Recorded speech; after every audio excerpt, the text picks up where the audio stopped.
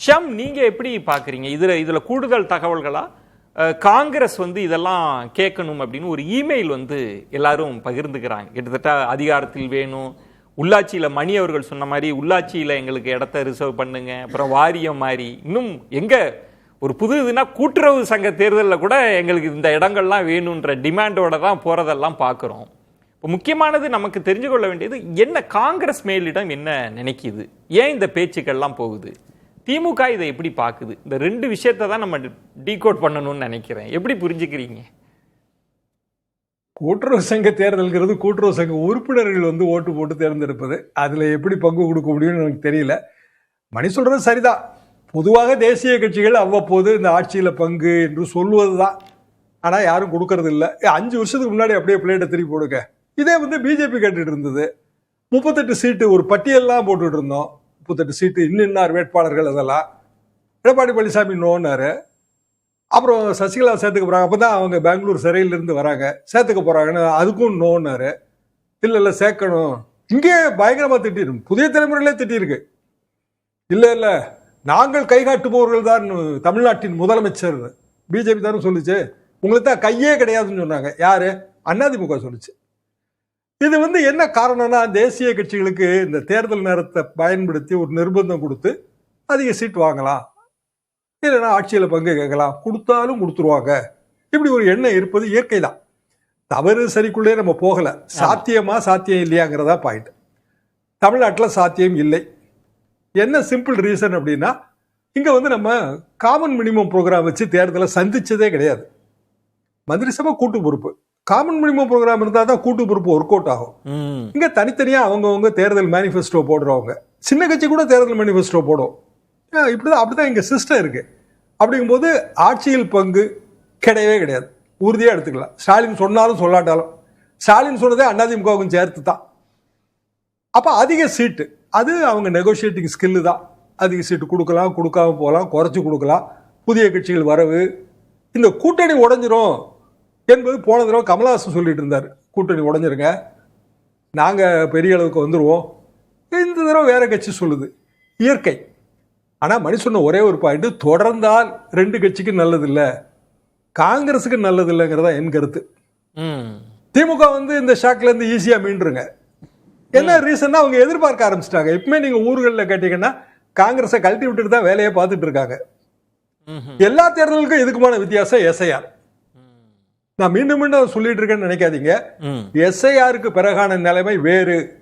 யாரு ஓட்டர் யார்கிட்ட இருக்காங்கிற டேட்டா இருக்கிற ஒரே கட்சி திமுக தான்.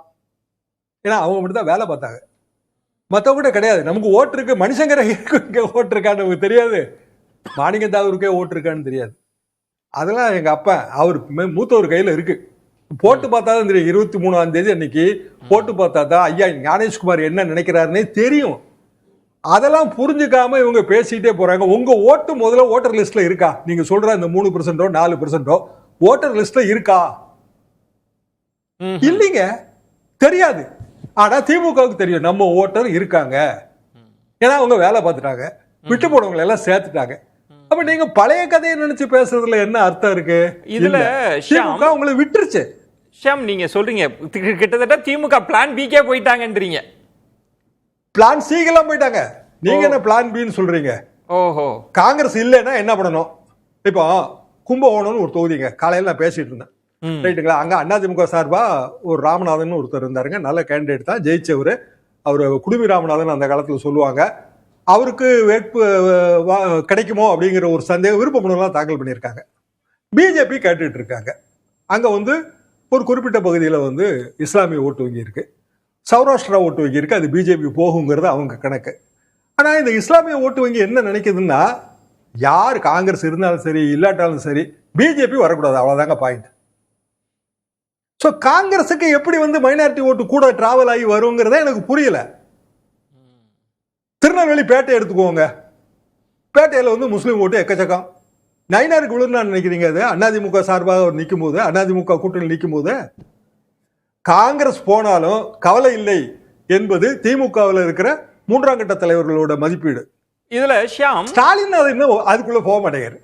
அது இன்னும் கமிட் பண்ணாம. ஆனா மணி அவர்கள் சொன்ன மாதிரி நேற்று மாணிக்கம் தாகூர் அவர்கள் பேசினது கிட்டத்தட்ட உங்களோட பாவங்கள் பழிகளை நாங்க சுமக்கிறோன்றதும், நீங்க ஊழல் செய்றீங்க நாங்க ஊழல் செய்யல, கிட்டத்தட்ட ஒரு எதிர்க்கட்சி தொனியில அவர் பேச ஆரம்பிக்கிறது. இப்ப நீங்க முன்பு சொன்னது திரிஷா முக்கியமானது, காங்கிரஸ் வெளியில வந்துரும்னு எதிர்க்கட்சிகள் பேசிட்டு இருந்தாங்க, கமல் பேசினாங்க, அதிமுக.